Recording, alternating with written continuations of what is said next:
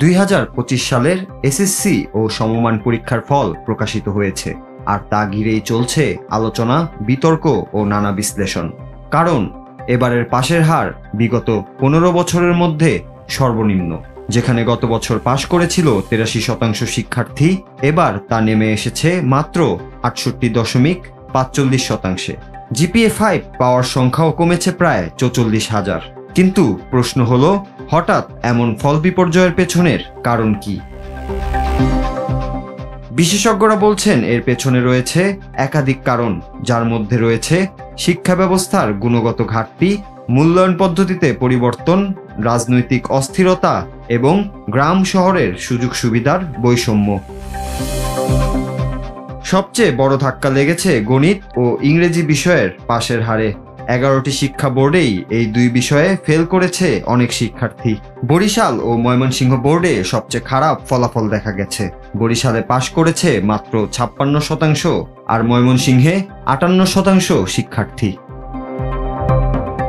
তবে এই কম পাশের হারকে অনেকে দেখছেন সঠিক মূল্যায়নের প্রতিফলন হিসেবে।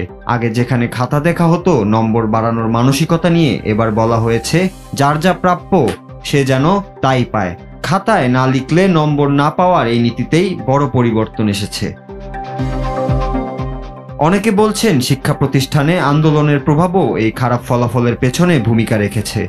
বিশেষ করে গণঅভ্যুত্থানের সময় শিক্ষার্থীদের পড়ালেখায় মনোযোগ ছিল না। অনেকেই ছিলেন মানসিক চাপে। মূল্যস্ফীতির কারণে কোচিং কিংবা প্রাইভেট পড়ানোর সুযোগও ছিল সীমিত। শুধু রাজনৈতিক বা অর্থনৈতিক নয়, কারিকুলাম নিয়েও রয়েছে বিভ্রান্তি। অনেক শিক্ষার্থী 2022 সালের কারিকুলামে পড়েছে, আবার অনেক শিক্ষকের প্রস্তুতি ছিল না।